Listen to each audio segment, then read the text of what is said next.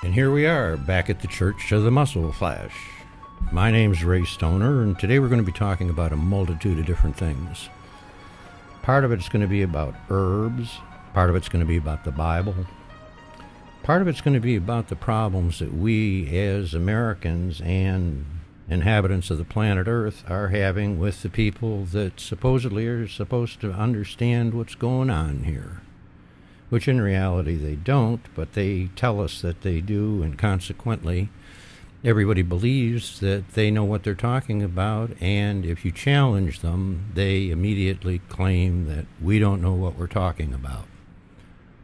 But one of the objectives of the Church of the Muzzle Flash is to present truth, and that's what we're going to be doing, and starting today, we're going to be presenting truth. 1880, 1890 were very important dates in the history of mankind. There was a rebirth or a renaissance that was taking place, and that renaissance was primarily centered here in the United States. There was a lot of very brilliant writers, inventors, scientists, breakthroughs in medicine, physics, chemistry, power, energy, names like Tesla, Hubbard, Firestone, Ford. These were all common things.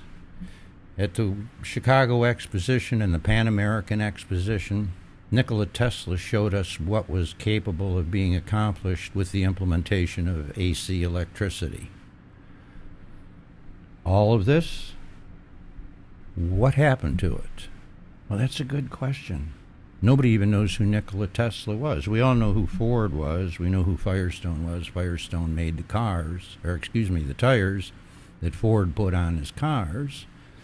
And Tesla made the high voltage coil that Ford used in the automobile in order to be able to make it run. But by 1920, all of this information had been lost.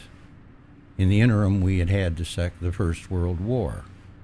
All of the cream of the breeding stock was eliminated by the perpetrators of this Holocaust, and this truly was a Holocaust, just as the conquest of the New World Amerindians was a Holocaust, which nobody wants to talk about. We only know about one Holocaust, but Holocausts are part of our history.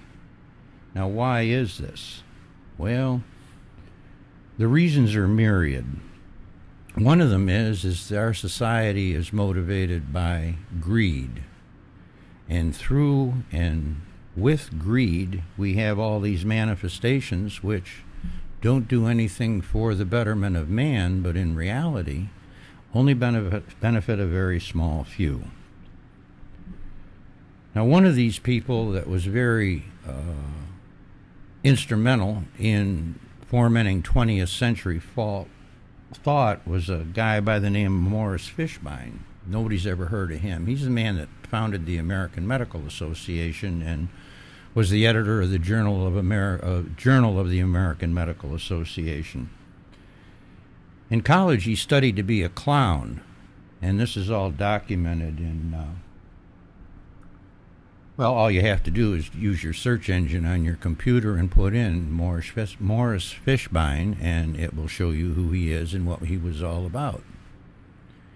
And his whole deal was to enamor the American people with the fact that the traditional medical herbs and things that had been proven over millennia were no longer of any use in the treatment and curing of disease.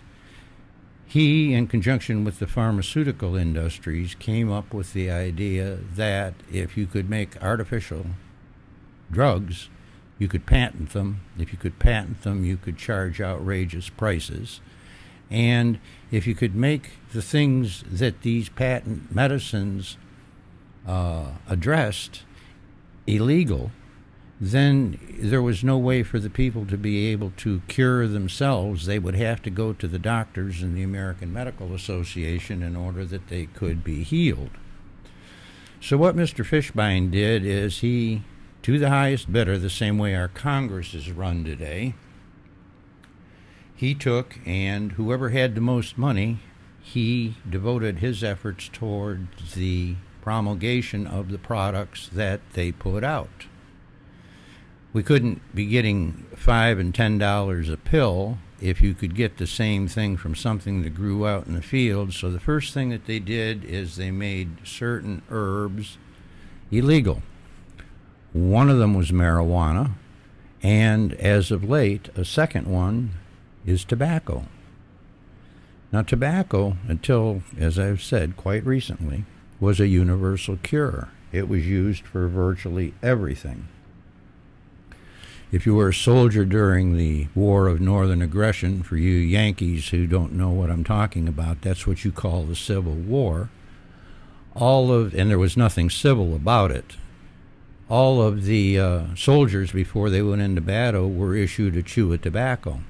And they chewed it as they went into battle. The reason being, if they were wounded, they could take that chew out and they could put it into the wound, and the wound not only would cauterize it, but it would sterilize it and minimize the amount of damage that the wound would inflict. Tobacco was used for a whole variety of different things. They made suppositories out of it. It was used in order to be able to drain boils. Its uses were myriad. Suddenly, it was no longer useful. Why? When Sir Walter Raleigh went back to England, he was the one that discovered tobacco. Tobacco was hailed by the Europeans as the universal cure-all and was used to do everything, and that's very much understandable because of the fact that tobacco is a natural vermiculant. And a vermiculant is a plant or an herb which not only repels bugs and insects, but it also has a very debilitating effect on the lifespan of viruses and funguses and other things. Now, the problem with tobacco today is the delivery system and, of course, the tobacco, because the tobacco is no longer truly tobacco. It's a formulated compound that contains sugars and preservatives and a whole variety of other things which are of no benefit to the person that consumes them, and they, over long periods of time, have a debilitative effect. But 100 years ago, if you were out west and you went into a restaurant, there was salt and pepper on the table, and there was a third condiment container, and it contained tobacco.